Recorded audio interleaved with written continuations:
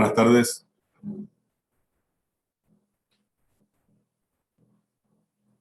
Buenas tardes, profe. Bueno, como no tenemos demasiado tiempo, voy a comenzar, no importa la cantidad de alumnos que haya.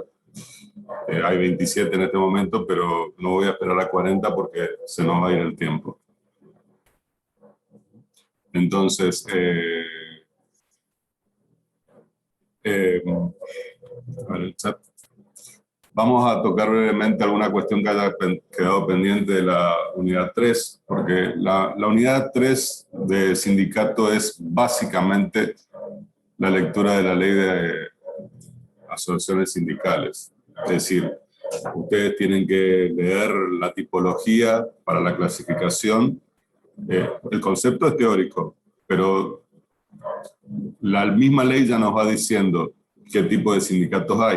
Es decir, tenemos que atenernos a lo que dice la ley en su artículo 10, en su artículo 11, y cuando tenemos que clasificar desde el punto de vista de las facultades que tienen las asociaciones sindicales, tenemos que ir a los artículos que nos dicen cuáles son las facultades de las asociaciones sindicales simplemente inscritas o el de las asociaciones sindicales con personería gremial.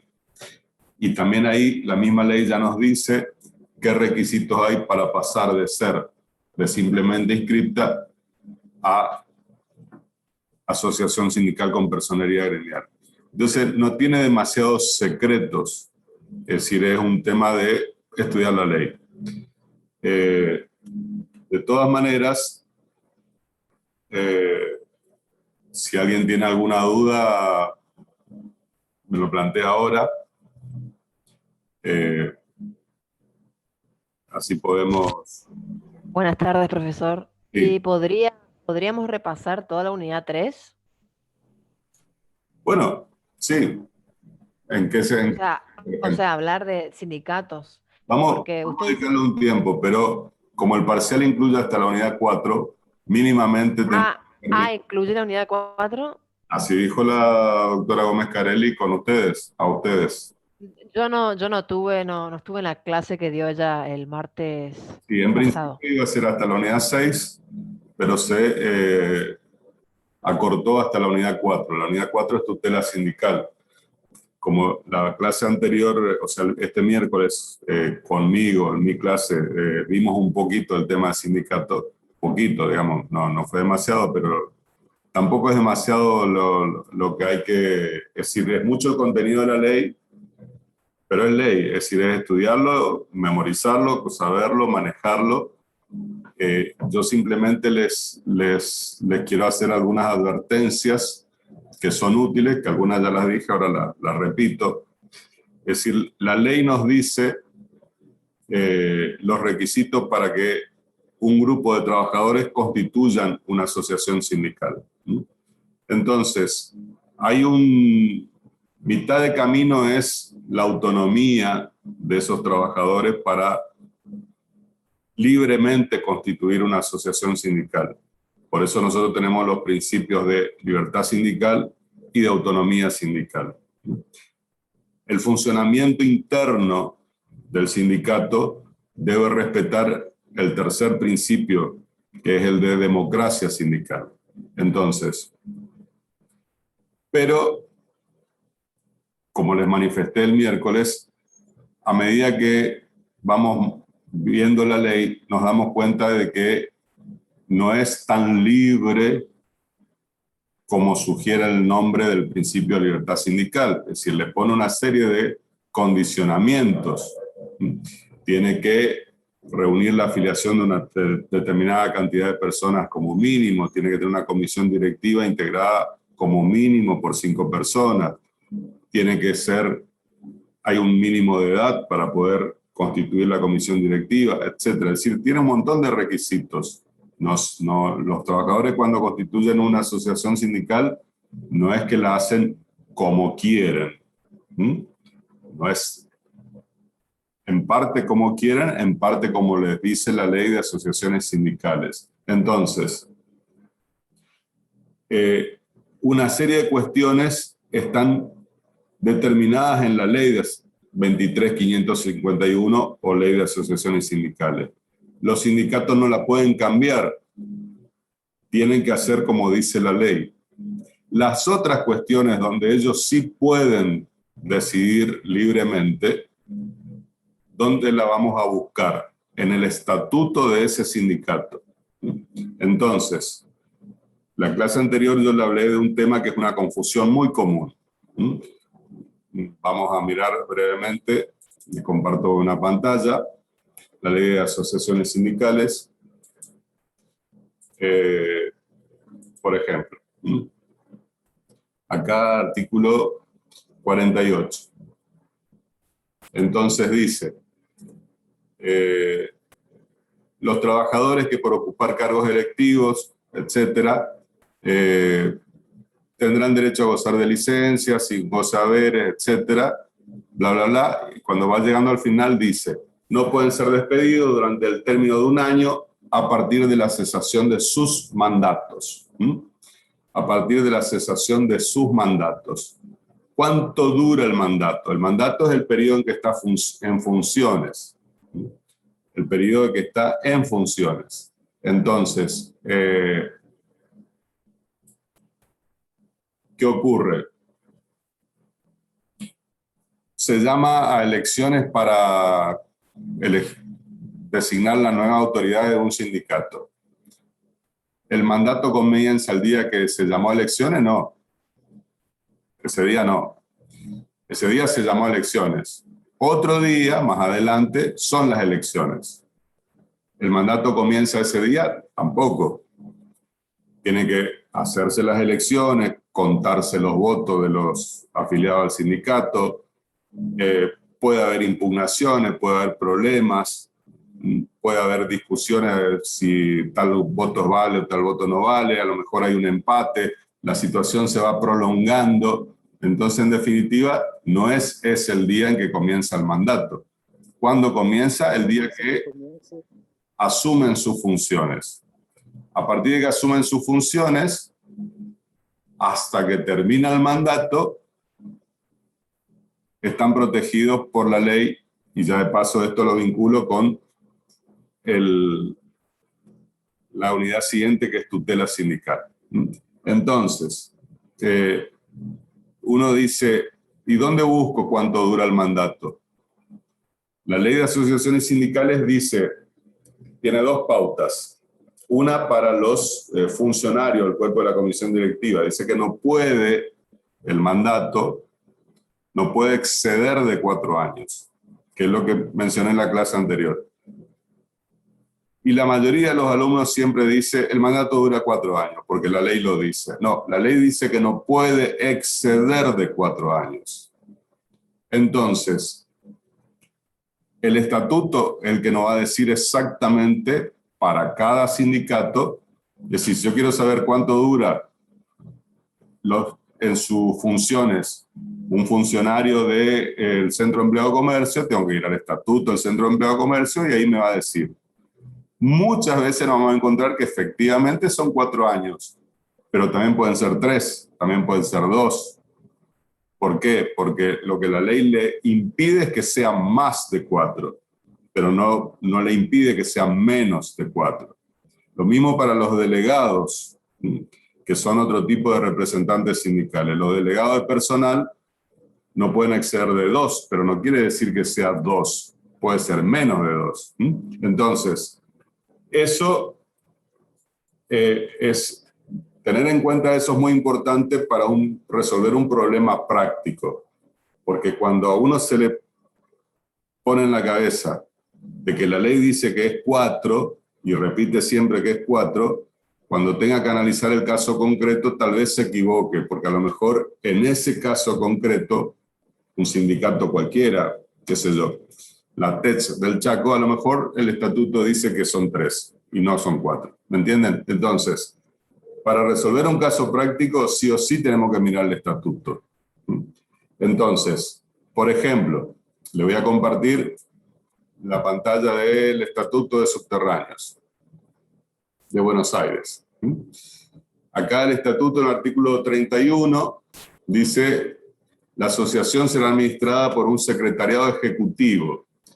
Otros sindicatos le llaman comisión directiva, bueno, ellos le llaman secretariado ejecutivo, compuesto por 28 miembros, 15 secretarías, 7 subsecretarías, 6 vocalías, etc. Y abajo dice, el mandato de los miembros del secretariado ejecutivo durará 4 años y sus integrantes podrán ser reelectos. Si nos vamos más abajo, artículo 64, que habla de los delegados, este estatuto en particular nos dice, el cuerpo de delegados dice, se integrará por los representantes gremiales electos por los trabajadores en los sectores, sesionará cada 2 meses, etcétera, bla, bla, y va a llegar un punto, artículo 67, que nos dice, los delegados deben tener 18 años de edad como mínimo, y al final dicen, durarán 2 años en sus funciones. Es decir, este es uno de los, el sindicato de subterráneo, es uno de los tantos sindicatos que elige el límite máximo que le permite la ley. Entonces, ¿y por qué es importante saber esto? Por la unidad que sigue, tutela sindical, porque durante su mandato los representantes sindicales tienen una protección especial. Vamos a repasar normas, unidad 2. ¿Qué es lo que primero miramos? ¿Qué es lo que primero miramos para ver si está consagrado un derecho? ¿Qué es lo que primero miramos? La ley, La base de la pirámide jurídica. la Constitución Nacional. La Constitución Nacional. Lo primero que miramos es la Constitución Nacional. A ver. Pero no es la base, es la cúspide. Bueno, si la miramos como el ancho, si lo hacemos invertido, sí. Pero normalmente ustedes van a leer cualquier libro de derecho que va a decir que la Constitución es la base o el fundamento de todo nuestro ordenamiento jurídico. Sí, tiene que imaginársela no como que hay una arriba y una abajo, sino que la Constitución es lo que da fundamento al resto. Bueno, entonces vamos a poner una página de Infolec para ver la Constitución Nacional. A ver si me deja. Constitución.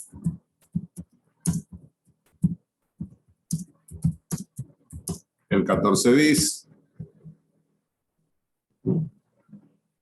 Entonces vamos al 14 bis. ¿Y qué nos dice? ¿Ya alguien sabe? ¿Ya lo vio?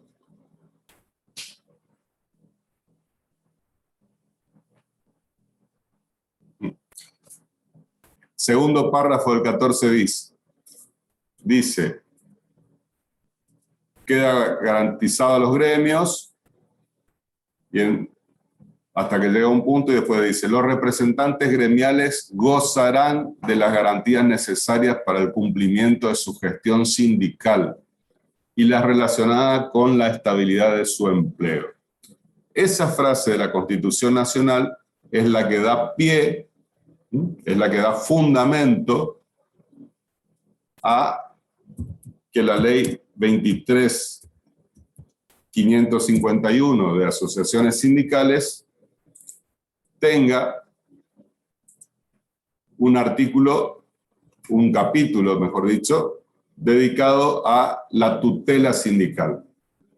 Como verán, le estoy mezclando el concepto de sindicato con el de la unidad siguiente. Es decir, esto tiene que ir más o menos en paralelo para hacer, primero porque vamos a ganar tiempo, porque tenemos solamente hasta las 15, y segundo porque todo lo que vemos en la unidad 3 en realidad nos sirve para entender la unidad 4. ¿Por qué? ¿Cuál es la importancia de la unidad 4? Porque ya sea que ustedes asesoren como licenciados a una empresa o ya sea que asesoren a un sindicato, tienen que dominar cuál es la protección legal. Si son asesores de una empresa, tienen que dominarla para poder aconsejar ¿Qué puede hacer el empleador con un empleado que no quiere, pero que tiene protección legal contra el despido, como son los representantes sindicales? ¿Hasta cuándo la tiene? Si decide de todas maneras despedirnos, ¿qué le puede ocurrir? Y si son asesores de un sindicato o de un grupo de trabajadores, al revés, es decir, exactamente qué derechos tienen, cómo pueden hacerlos valer, etc. Entonces, para una empresa es fundamental saber cuánta gente tiene dentro de su planta funcional que tiene una protección especial diferente al resto. ¿Cuál es la protección de la mayoría, del resto? ¿Cuál es la protección? Eso tienen que saber. ¿Los delegados, profe? No, el resto, los que no son nada.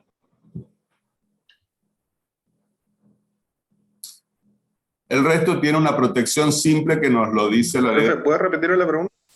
Sí, estoy hablando de que para una empresa es importante saber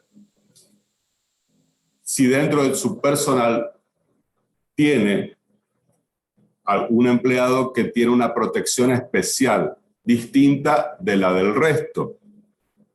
O sea, ¿cuál sería el resto? Los que no tienen ninguna protección especial.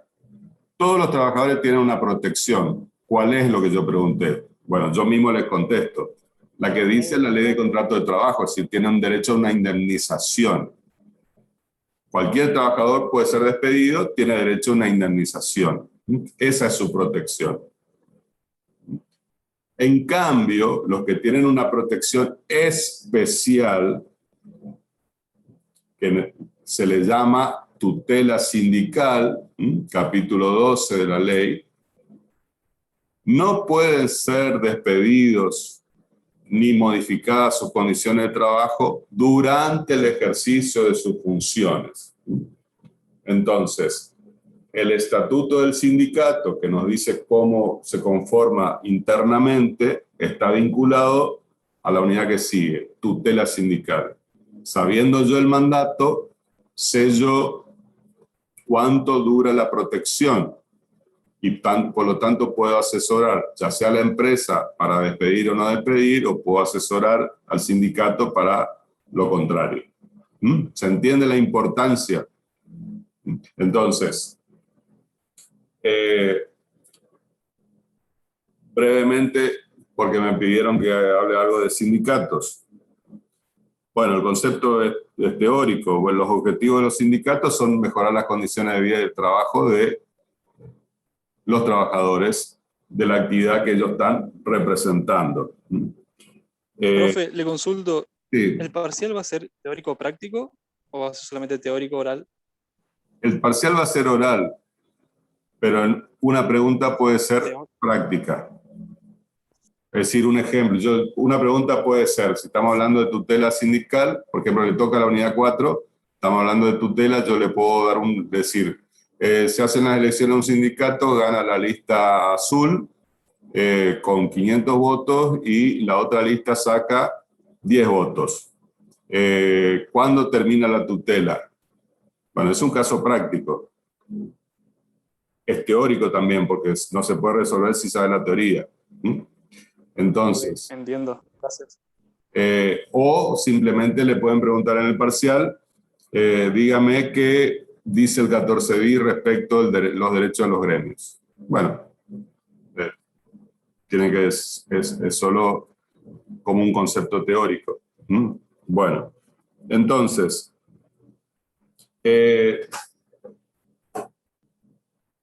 como les dije, la tipología de los sindicatos surge de la ley de asociaciones sindicales.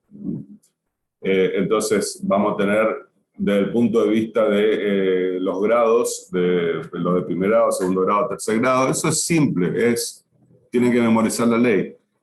Desde el punto de vista de los trabajadores que pretende representar, hay sindicatos que la teoría le llama verticales, otros horizontales, y después están los sindicatos de empresa. La ley usa otro lenguaje, no usa el lenguaje verticales u horizontales. Usa sindicatos de actividad, o vamos, si quieren mirar hasta el artículo 10, o los de oficio, categoría o profesión. Entonces, tenemos trabajadores de una misma actividad. Por ejemplo, comercio. La actividad es el comercio. Ahora, dentro del comercio ustedes pueden tener, vamos a imaginarnos un supermercado. En el supermercado hay cajeros. En el supermercado hay supervisores. En el supermercado hay repositores de mercadería. El supermercado puede tener una sección de carnicería y tiene una persona que atiende, que es carnicero. El supermercado también tiene personal de limpieza. El supermercado puede tener su personal de seguridad. Es decir, en la actividad hay varios oficios.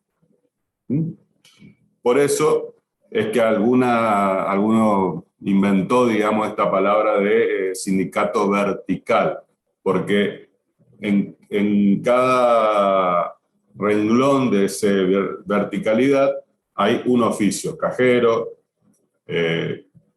repositor, limpieza, etc. Es decir, es vertical. En cambio, hay organizaciones, asociaciones sindicales que son horizontales porque son trabajadores de un mismo oficio. Un caso típico es camionero. Es decir, no importa si el camionero esté manejando el camión para llevar mercadería de un supermercado, o que sería de comercio la actividad, o esté transportando gas licuado de petróleo, que es otra actividad. No importa, lo que importa es el oficio que recorre transversalmente distintas actividades. Eso es la horizontalidad, lo otro es vertical. Y después está el sindicato de empresa. El sindicato de empresa, en definitiva, ahí está toda la actividad, pero en una empresa. Entonces, si esto se corta, automáticamente empieza a grabar. Entonces, voy a tardar 2 o 3 minutos. Profe, ¿puede dar un ejemplo del sindicato de empresa, por favor? Disculpe. Sí, hay, Sí. tengo entendido que el sindicato de aguas corrientes es un sindicato de empresa. No es el modelo más utilizado en Argentina porque para constituir un sindicato de empresa no tiene que haber ninguna otra asociación sindical de actividad de oficio que englobe a esa actividad. Los trabajadores subterráneos de Buenos Aires, como solo hay subterráneo en Buenos Aires y como la concesión la tiene una sola empresa, si ellos logran, porque lo han logrado, después retrocedieron, etcétera, no han logrado todavía terminar de separarse de la UTA del todo, porque el Poder Judicial le ha reconocido a la UTA todavía la personería gremial. Si lo logran, en definitiva van a ser un sindicato de empresa. ¿Por qué? Porque solamente una empresa en todo el país maneja los... ¿me entienden o no? Es decir, el sindicato de empresa... Sí, profe, lo entiendo. Sí se Bueno, entiende. entonces, no es... La ley argentina no favorece la creación de sindicatos de empresa. Hay ejemplos históricos. En los años 70 estaban los sindicatos CITRAC y CITRAN en la provincia de Córdoba, que reunían a los trabajadores de la Fiat y de Materfer, que era material ferroviario. Bueno, eso dejaron de existir, esos sindicatos dejaron de existir. No se favorece, nuestro modelo sindical favorece sindicatos muy grandes, y que no se atomice el movimiento sindical. Ese es el argumento. Ese es el argumento. También eso sirve para que no haya disidencias internas, porque los requisitos para constituir son tan difíciles de lograr que el que quiera disentir en realidad tiene bastantes problemas. Y por eso me gusta que lean siempre la historia del sindicato del subte, para que vean exactamente la cantidad de problemas que hay cuando supuestamente hay libertad sindical, digamos, ¿no? Bueno, le reitero, puede llegar a cortarse. Acá me hace una Quedan pregunta. 6 minutos 30 segundos, bro. Bueno, Profe, buenas tardes. ¿Le puedo hacer una pregunta? sí, te la contesto después que me reinicie. Dale. Ah, bueno. Dale, hacela. Con respecto a la pirámide jurídica, ¿cuál era el último que aparecía después del reglamento de empresa? Sentencia. Que habíamos- Pero también ¿Cuál, puede perdón? el contrato individual de trabajo, porque vale para ese trabajador y la empresa. Ah, bien, gracias. Gracias. Bueno, ya le digo, empieza a grabar automáticamente, demora 2 o 3 minutos y ahí me conecto nuevamente. Bueno. Bueno, no corta, así que vamos a... Capaz que enganchó solo nomás. Entonces, no quiero extenderme demasiado en sindicato porque sindicato realmente es la unidad 3, leer la ley. La unidad 4 también es leer la ley, pero hay una cosa que es importante que ustedes entiendan. Cuando el sindicato representa a los trabajadores no solo en la relación con el empleador, también representa a los trabajadores en sus relaciones con otros organismos, por ejemplo el Estado, e incluso con otros estados y con el exterior. Entonces, cuando hablamos de representantes sindicales, hay muchos tipos de representantes sindicales. Ya, si vamos a...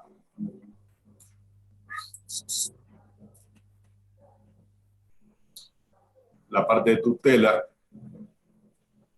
ahí nos dice, por ejemplo, que la tutela sindical, ¿a quién le corresponde? ¿A quién le corresponde? Vamos a ver en el artículo 48. Dice, los trabajadores que por ocupar cargos electivos o representativos en asociaciones sindicales con personalidad gremial, en organismos que requieran representación gremial. ¿Cuáles son los organismos que requieren representación gremial? Ministerio de Trabajo. ¿Para qué? Para presentar convenios colectivos. Exactamente, pero no así como usted lo dice, pero por ahí va la cosa. Es decir, los convenios colectivos, cuando veamos la unidad correspondiente, vamos a ver que son una negociación, son el resultado de una negociación entre el sector empresario y el sector trabajador. El sector trabajador no van 2 millones de personas a la mesa de negociación, van los representantes gremiales, 5, 10, lo que fuera. ¿Cómo se eligen a esas personas? Esos son lo que comúnmente le llamamos paritarios. Los trabajadores le dicen así, son su representación paritaria. ¿Por qué? Porque la comisión es paritaria. Hay un número igual de representantes de la parte empleadora que de la parte trabajadora. Entonces, de ahí le quedó el nombre de paritarios. Después puede ser que a lo mejor no sean exactamente, uno puede haber 5, 3, el otro 4, no importa, pero se le quedó el nombre de paritarios. Entonces, cuando negocian un convenio colectivo, están los representantes paritarios. A veces, el sindicato puede decir, bueno, va a ir a representarnos nuestro secretario general, es decir, es el mismo que se eligió para dirigir el sindicato. A veces, sobre todo en otras épocas, en los años 70, se llamaba elecciones específicas para designar el representante gremial paritario. El miércoles yo les nombré un organismo nacional que funciona bajo la esfera del Ministerio de Trabajo, como dijo la compañera acá. ¿Se acuerdan cuál era? ¿La comisión salarial, profe?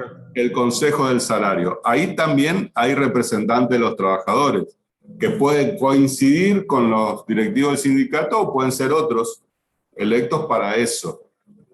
Cada vez que un trabajador está cumpliendo una representación gremial, ya sea en el Consejo del Salario, ya sea en una organización, en una negociación colectiva, en cualquiera que fuera, incluso otra más, van representantes sindicales a las asambleas y a las reuniones de la Organización Internacional del Trabajo. Bueno, todos esos son representantes gremiales. Todos esos tienen la protección que dice acá el artículo 48. No solamente los funcionarios que ocupan la comisión directiva, también estos trabajadores, por ejercer una representación gremial, tienen esta protección que vamos a ver ahora. Y al lado dice, o en cargos políticos de los poderes públicos, es decir, un trabajador a lo mejor no hace actividad sindical, pero hace una actividad política. Y un día lo eligen concejal en Corrientes. Él tiene derecho, los mismos derechos de tutela sindical que tienen los que hacen representación sindical. Pero eso no estudiamos nosotros acá en esta materia. Está en el artículo, es decir, es uno de los trabajadores protegidos especialmente. No lo estudiamos porque no estudiamos la cuestión de la representación política, nos concentramos en la representación gremial porque esto es derecho colectivo del trabajo. Bueno, entonces, pero ¿qué es importante para nosotros? Saber que la tutela le corresponden a una cantidad de trabajadores X, no solamente a lo que son los funcionarios.